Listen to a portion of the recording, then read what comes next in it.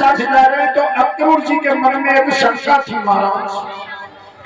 अक्रूर जी ये सोच रहे थे कि हम कभी तो ये सुनते हैं कि ये दोनों बालक अवतारी है, अब मुझे तो नहीं पता ये अवतारी है या साधारण बालक है।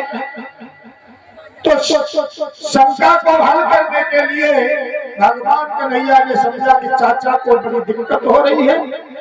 अक्रूर सोच रहे हैं कि हे भगवान, मैं इन दोनों बालकों को ले जाकर के कंस को दूंगा, अगर कंस ने इन्हें मार दिया तो उसका पाप तो मुझे लगेगा।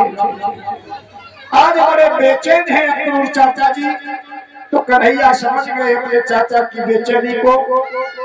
चाचा जी से कहा है, चाचा जी आगे जो यमुना नदी पड़ेगी उस पर तुम रथ को रोक लेना। जब यमुना नदी आई है तो अक्रूर जी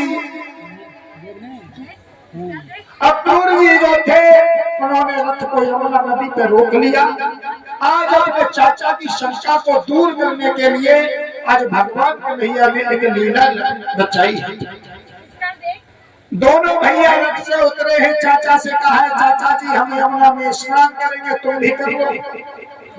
चाचा जी कहने लगे ठीक है बेटा। और जैसे ही दोनों भाई यमुना में स्नान करने के लिए अंदर प्रवेश हुए हैं, अक्रूर चाचा भी यमुना में स्नान कर रहे हैं। अब अक्रूर जी ने क्या देखा, अक्रूर जी जैसे ही यमुना मैया के जल में डुबकी लगाते हैं तो कृष्ण और बलराम उन्हें जल के अंदर दिखाई देते हैं। बाहर आते हैं तो किनारे पर खड़े दिखाई देते हैं, फिर डुबकी लगाते हैं तो जल के अंदर दिखाई देते हैं, फिर बाहर आते हैं तो कभी रथ पर सवार दिखाई देते हैं। आज चाचा अक्रूर समझ गए कि इन बच्चों का कंस किया दुनिया में कोई भी बाल भागा नहीं कर सकता। मैं समझ गया कि ये भगवान के अवतार हैं। अब तो तीनों ने स्नान किया है, लेकिन अक्रूर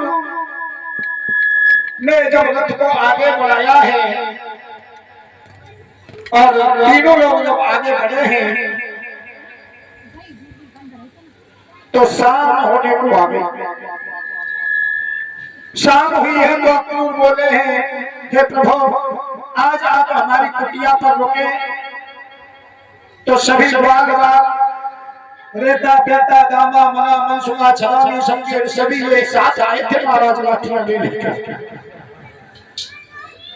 ये सभी बाल आज रुक गए हैं। पीछे से मैया यशोदा और बाबा नंद अपने रथ पर सवार होकर के वो भी आ गए हैं और अक्रूर जी की कुटिया पर पहुंचे हैं। भगवान ने कहा मैया तुम क्यों आई? मैया के से कुछ आवाज नहीं निकली, केवल आंखों से आंसू आ गए। श्याम कहने लगे हैं मां जब तुम आ ही गई हो तो कोई बात नहीं, आज रात को हम इसी कुटिया में अक्रूर चाचा की कुटिया में विश्राम करेंगे। इधर सबने विश्राम किया है रात भर और जब सुबह हुई है तो कृष्ण बोले हैं अपने बाबा नंद से, बाबा मेरे मन की ये इच्छा है कि मामा की जो मथुरा नगरिया है उसे घूम करके देखा हूं। बाबा कहने लगे पागल हो गए हो क्या? अरे यहाँ मथुरा के लोग बड़े अमीर हैं, वो तुम्हें इज्जत नहीं देंगे और तुमसे किसी ने कुछ कह दिया तो फालतू में झगड़ा हो जाएगा। यहाँ के लोग हम बालू से बहुत चलते हैं। श्याम ने बाबा को समझाया बाबा हमें क्या लड़ाई से मतलब है, और फिर दाऊ भैया भी तो हमारे साथ में हैं और सभी सखा भी साथ में है, तो मैंने पूछ लेना मैं किसी से लड़ाई नहीं करूंगा।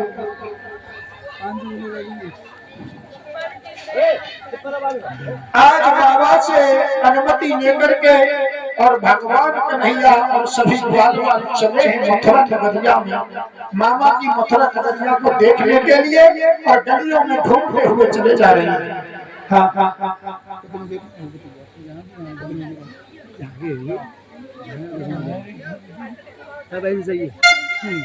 गाँव के गाँव देना है किसने जाने। और इधर सब लोग आगे चल करके मथुरा की गलियों में आए हैं तो सामने से एक मथुरा की बहू और एक मथुरा की बेटी, दोनों ननद और भाभी चली आ रही हैं। तो भगवान श्याम सुंदर ने उस बेटी से तो कुछ नहीं बोले और उस गोपी से पूछने लगे हैं और बोले हैं कृष्ण और क्या कि हंस करके मोहन बोले ही देखत की भोली भाली इतना तो सुंदरी बदलाई दे तुम फूल सकी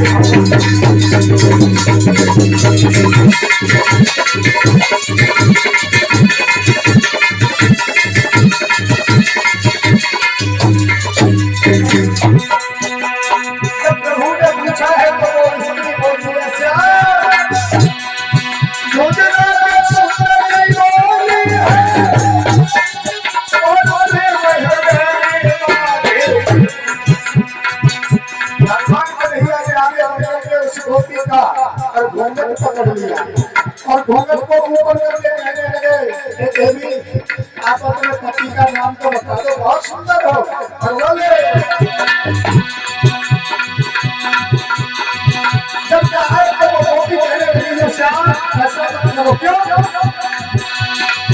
छोटा के सुंदरी बोली है और बोले मेरे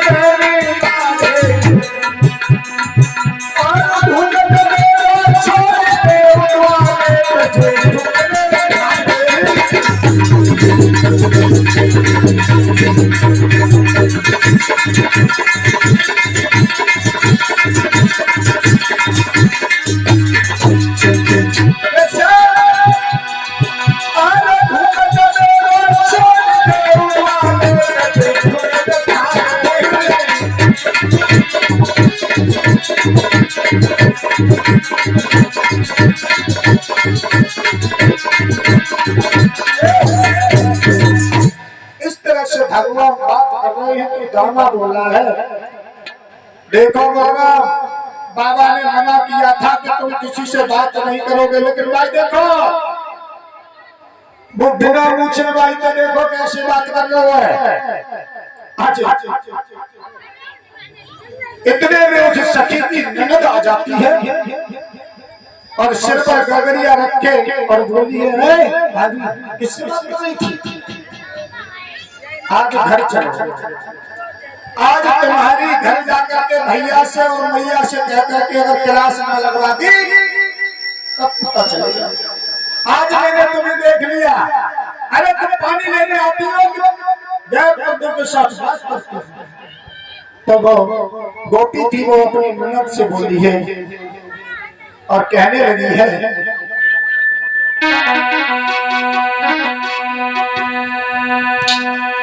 बिटिया तुम्हें नहीं पता है मैं किससे बात कर रही हूँ अरे जिसका दर्शन करने के लिए बहुत से ऋषि मुनि हजारों साल तपस्या करते हैं तब भी इनके दर्शन नहीं हो पाती सुनो ये कौन है बोली कि चतुर सखी कहने लगी क्या भूल गई मति धाम वृंदावन के यही सुकृष्ण अरे बहन तूने अपने मन में पाप लिखा दिया है ये तो वो है जिनके दर्शन के लिए ऋषि मुनि हजारों वर्ष तक तपस्या करते हैं तो वो बोलिए भाभी मेरी एक बात सुनो मुझे ये नहीं पता है कि इनमें से कृष्ण कौन से हैं और बलराम कौन से हैं बता दो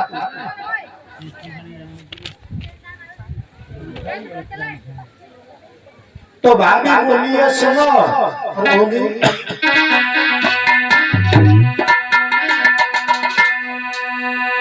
कि बहना में बही पीर बने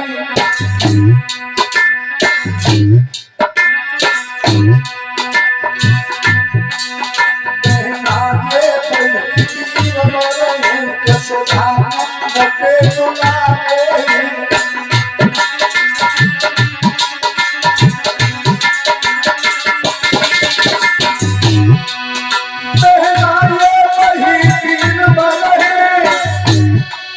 यशोदा नंद के दुलारे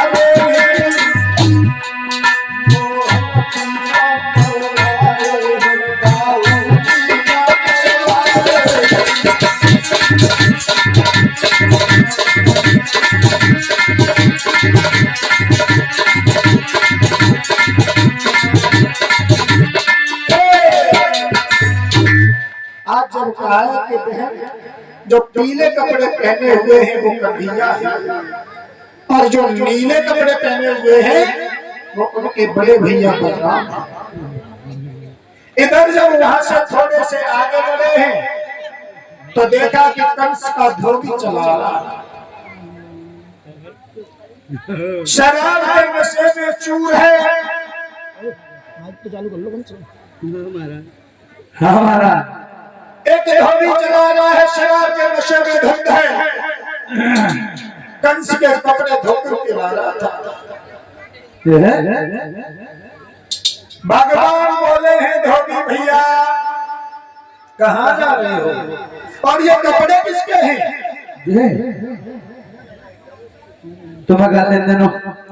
अरे हम तो पूछ रहे हैं भाई। बताए तू? बताओ। बोला क्या कि हम माँ के धोबी भैया हम इसलिए पूछ रहे हैं कि हमारे पास नए कपड़े नहीं हैं और तुम्हारे पास इतने सुंदर सुंदर कपड़े हैं, तो इनमें से कुछ कपड़े हमें भी दे दो। तो तुम्हारी अम्मा ने पैदा कैसे कर दिया? तुम्हें कपड़ा तक पैदा ना है। ए बेवकूफ, किससे कह रहा है? तुझसे कह रहा हूँ, कपड़ों से बच्चे पैदा होते हैं। मैं टोपी वाला कह रहा है। महाराज जी बिहार में है जाता। धोबी भैया आई एम बैसर मैन।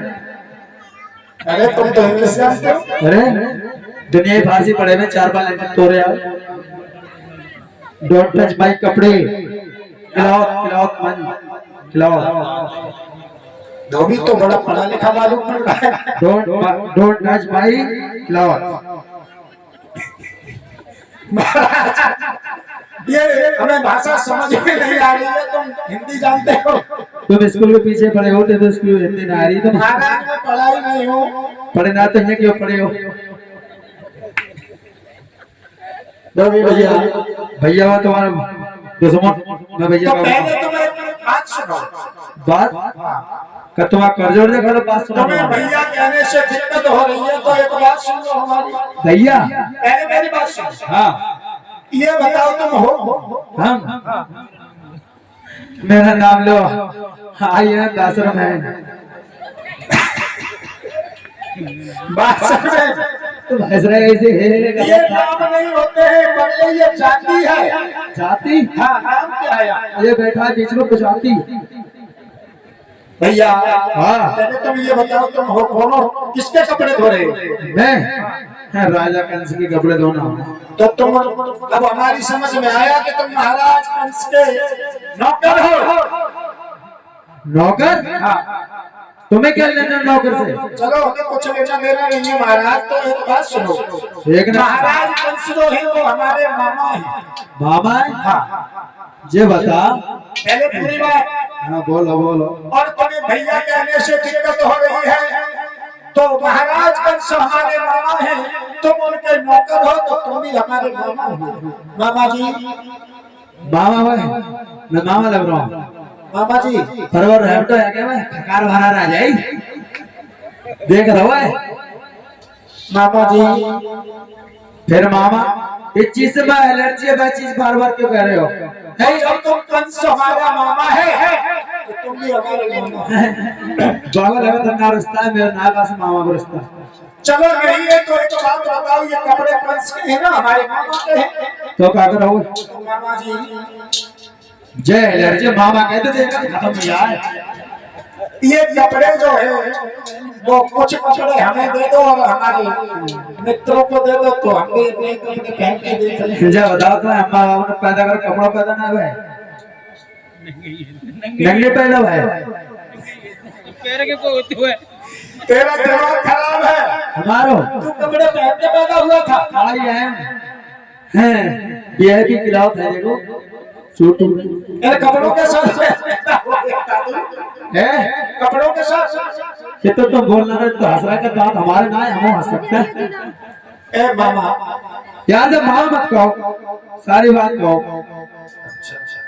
तो एक काम करो, ये कुछ कपड़े हमें दे दो और हमारे मित्रों को दे दो, नए कपड़े पहन के देख ले महाराज। स्वयं बार पैदा करो तो बना दे कपड़े लेके हम अगर आए बहुत तेल लगा हुआ है तो तुम तो कपड़ों को शादी पे गया होगा तो तुम्हारा तो कॉल भी चल रहा होगा कपड़ों का। जे ढुला क्या था मैंने देख कपड़ा देखो आज कंस के धोबी से भगवान श्याम सुंदर कहने लगे हैं बाबा जी अब तुम ऐसा करो ये कपड़े हमें दे दो।